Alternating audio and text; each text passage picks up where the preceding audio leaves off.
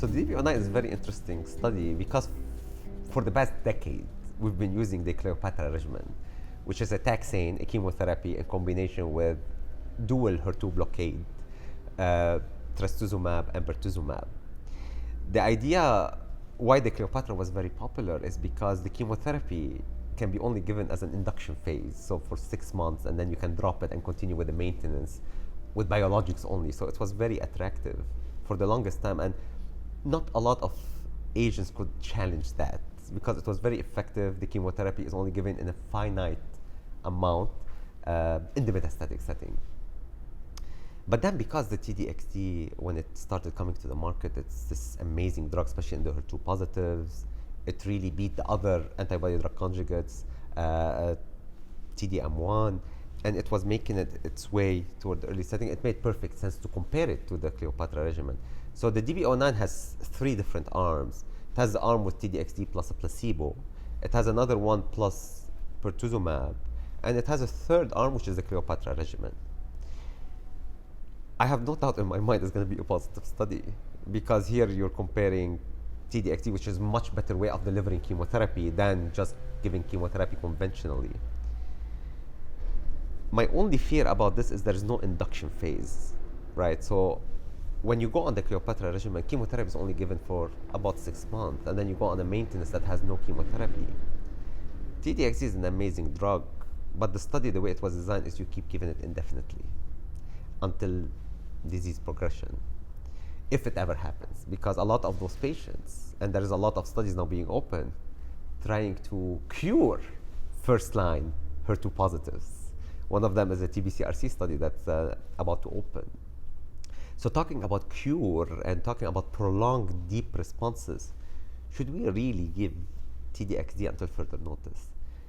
That's going to be a big challenge. We know it's going to be positive. We know it's going to be a good study. But is it really going to persuade community oncologists about switching in the first-line setting, especially that the current treatment works well and you don't have to give chemo for a long time? I think that's going to be the big issue with that study. You know, it's interesting. I think we all have this. If you've taken care of enough breast cancer patients with HER2-positive disease, you're going to get some people with a CR, complete response, who could be cured. Yes. And even if I, as a doctor, say, I think you can stop, the patients are not accepting of rocking that boat, right?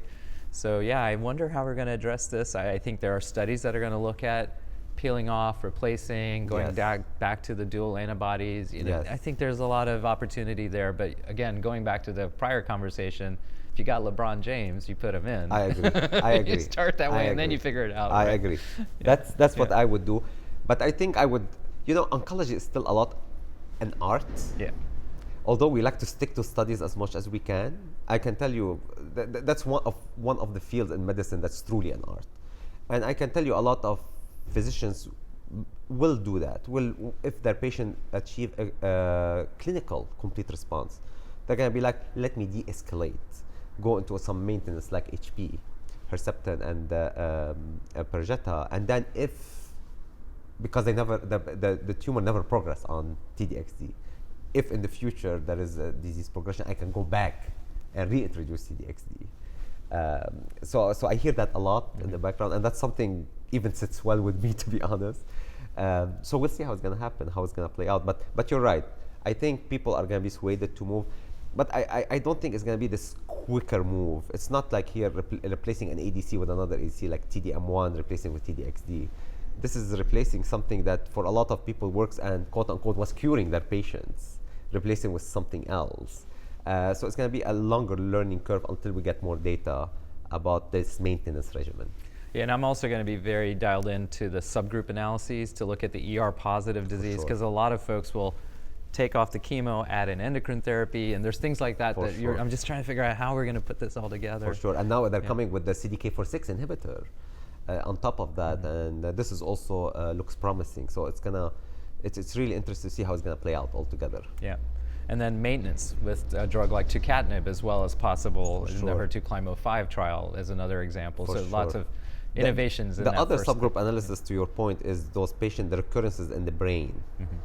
because until now with THP, even the patient who are labeled quote unquote complete clinical complete response will get a recurrence in a good substantial amount of time, not insignificant, in the brain.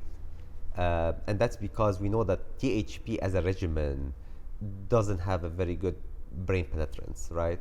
So it'll be nice because T-DXd, and that's maybe a segue to the DB12,